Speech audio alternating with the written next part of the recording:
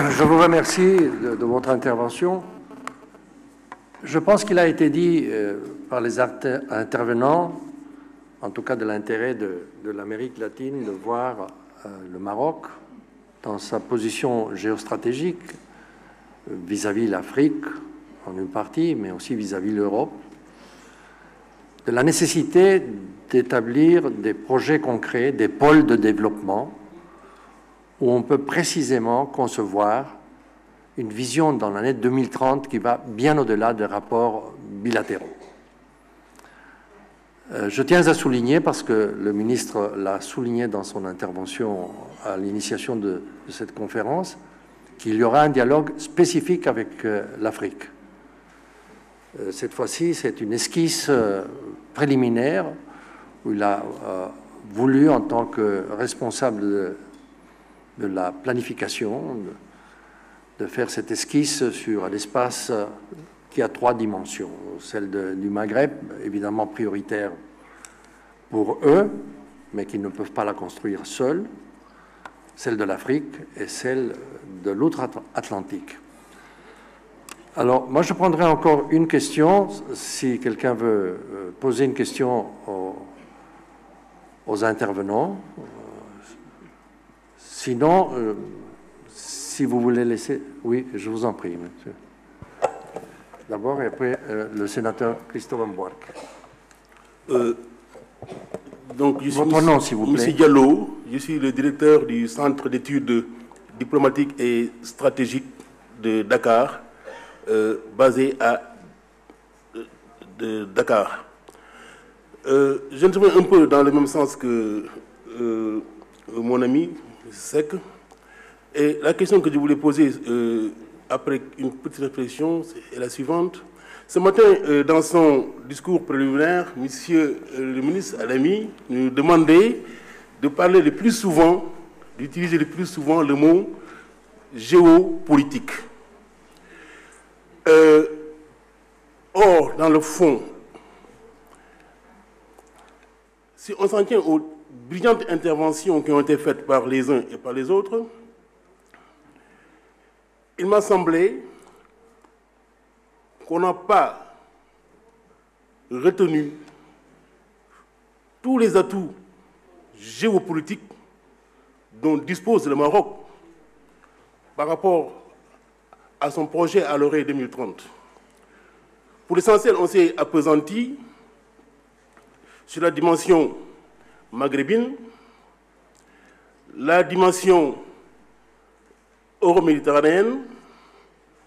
L'accent n'a pas été mis fondamentalement sur la dimension africaine, notamment l'Interland, parce qu'il est évident aucun projet marocain à l'horizon 2030 ne pourra être crédible si on ne prend pas en compte l'Interland, notamment le cœur de l'Afrique, en particulier l'Afrique de l'Ouest.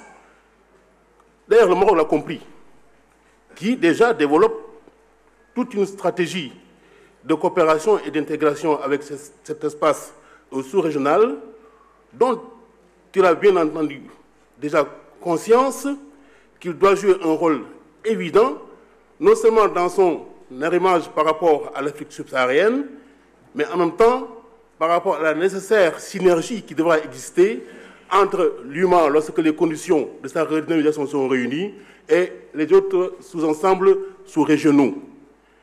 Et ce qui se pose la question de savoir où la place de l'Amérique latine, il y a un lien tellement naturel entre l'Amérique latine et le Maroc, parce que nous considérons le Maroc à la fois comme locomotive, zone de transit et en même temps passerelle pour lier l'ensemble de la côte atlantique dans un projet transatlantique qui intégrerait aussi bien l'Europe, l'Afrique que l'Amérique. Et pour aller plus loin, toujours dans cette dimension géopolitique assez importante, il faut tenir compte aussi, au plan géopolitique, de la dimension arabo-islamique du Maroc. On ne peut pas aujourd'hui envisager l'avenir du Maroc à l'horizon 2030 sans espérer que le Maroc, de par sa position et de par les différents apports qu'il peut amener par rapport à cette question-là, constitue une sorte de locomotive et tracter en quelque sorte une sorte de dynamique qui pourrait contribuer à amener un peu la paix dans la région, notamment du Moyen-Orient. Je pense que donc c'est toutes ces questions sur le plan géopolitique dont il est important de tenir compte pour essayer de voir comment le Maroc peut utiliser l'ensemble de ses atouts pour y parvenir. C'est la raison pour laquelle on n'a pas le temps de le faire parce qu'il n'est pas prévu qu'on intervienne. Je laisserai à la disposition donc du secrétariat de la salle quelques réflexions synthétiques sur le regard que nous autres, n'est-ce pas, Africains, avons sur le Maroc, notamment dans la géopolitique mondiale, et un autre sur notamment la dimension africaine et transatlantique du Maroc, qui sera versé aux différents dossiers qui seront donnés aux conférenciers. Dans l'après-midi, il y a certains aspects sur lesquels nous aurons l'occasion de revenir. Je vous remercie de votre attention. Je vous remercie. Écoutez, une chose qui doit être claire, le fait de ne pas être dans le panel, ça ne veut pas dire que vous ne devez pas intervenir. Tout le contraire. Ça dépendra des panélistes, des intervenants, s'ils se limitent au temps qu'il leur est donné. Dans la mesure qu'ils prennent plus de temps, vous avez moins d'opportunités d'intervenir, et c'est dommage. En tout cas, je donne la parole maintenant au sénateur Boarque. Comme vous le savez, Boarque est non seulement un politicien de très grande envergure dans son pays aussi, mais c'est un homme connu dans les niveaux universitaires. La lutte qu'il a fait contre la pauvreté dans son pays, et y compris en Afrique, est connue dans le système des Nations Unies, est connue dans le monde. Vous avez la parole, Monsieur Boarque. Merci bien. Je veux d'abord dire qu'il y a quelques années, vous-même m'appelez de Don Quichotte avec une forme de Sancho Panza, non? Un peu grandi. Et M. Iglesias m'appelait aujourd'hui des prophètes. Merci bien, j'aime beaucoup ça. Et j'aimais beaucoup les cours que vous nous avez donnés, M. Iglesias. Vous êtes là depuis presque 40 ans dans l'establishment de l'économie, pas seulement dans l'Amérique latine, mais au monde. Vous êtes un des plus importants théoriciens du développement. Et vous avez dit aujourd'hui de l'importance de l'éducation comme le vecteur du développement. Ma question, c'est cette idée, c'est l'idée de que l'éducation, c'est un important vecteur. C'est une idée à vous, ou vous croyez qu'aujourd'hui, l'establishment des économistes, l'establishment des organismes internationaux, ils commencent à penser que l'éducation est assez importante? Je crois que oui. Je crois qu'il y a une conscience approfondie de la part des organisations internationales sur le rôle de l'éducation. Mais je crois qu'il faut convaincre le gouvernement d'abord. L'éducation, c'est un grand défi national de la société de chaque pays. Parfois, ça n'est pas tellement clair. Parfois, ce n'est pas tellement clair. Je crois que ce sont les politiciens, les leaders des pays qui doivent reconnaître qu'il faut concentrer un effort massif autour de l'éducation à tout niveau, préscolaire jusqu'à l'université, parce que parfois il y a cette idée dans le monde qu'il faut seulement faire l'éducation primaire. Ce n'est pas le cas, il faut faire tout. Il nous faut faire tout, pas simplement l'éducation primaire. Et alors je crois que c'est à ce niveau-là qu'il faut même réveiller. Il y a une conscience.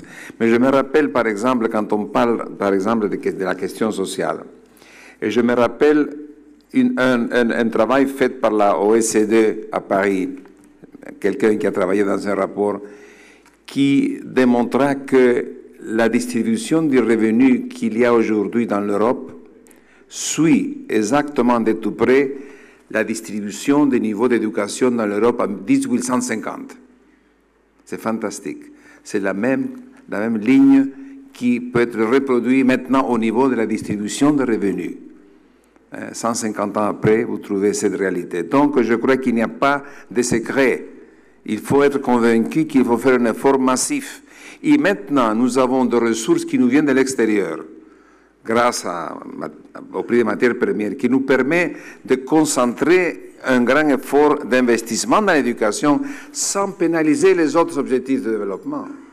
Parce que normalement, il y a une grande lutte entre les secteurs qui nous demandent l'investissement.